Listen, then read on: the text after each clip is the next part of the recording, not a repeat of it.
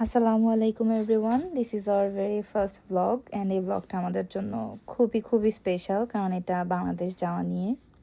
ভোর 5টার সময় আমরা এয়ারপোর্টের পথে রওনা দিলাম। অনেক দিন পর বাংলাদেশে ফিরছি। আসলে অনুভূতিটা বলে বোঝানো কখনোই সম্ভব না। আসলে আমরা যারা পরিবার থেকে দূরে থাকি তারা খুব ভালোভাবে বুঝিয়ে ব্যাপারটা, কিভাবে প্রতিটা মুহূর্ত পরিবারকে আমরা মিস করি। আমরা এবার বাংলাদেশ বিমানে করে ভ্রমণ করছিলাম। এই এয়ারলাইন্স নিয়ে আসলে অনেকের অনেক রকম অভিজ্ঞতা, কেউ বলে ভালো বা কেউ খারাপ। সত্যি বলতে আমাদের যাত্রাটা বলা যায় মোটামুটি ভালোই ছিল। আমাদের জার্নির সবচেয়ে ইন্টারেস্টিং পার্ট ছিল মাউন্ট ফুজি, যেটা 1000 বছর ধরে জাপানের শিল্প সংস্কৃতি ও আত্মার প্রতীক হয়ে দাঁড়িয়ে আছে। অবশেষে আমাদের জার্নির সমাপ্তি টেনে বিমানের জানালা দিয়ে আমরা বাংলাদেশ দেখতে পাচ্ছিলাম, এবং এই সময়টা ছিল আমাদের জন্য সবচেয়ে বেস্ট একটা অনুভূতিময় সময়। বিদেশে থাকা আমাদের কাছে পরিবারের মানেটা আলাদা।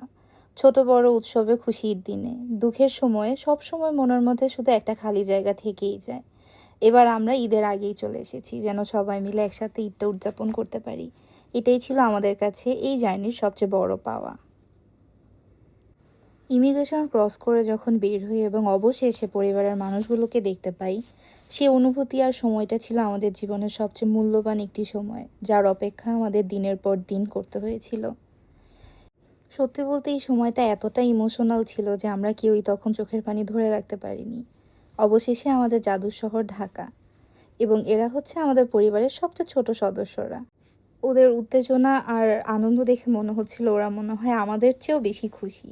আর সত্যি বলতে আমি ওদেরকেই সবচেয়ে বেশি মিস করেছি। আজ এই পর্যন্তই, দেখা হবে আবার আগামী ব্লগে।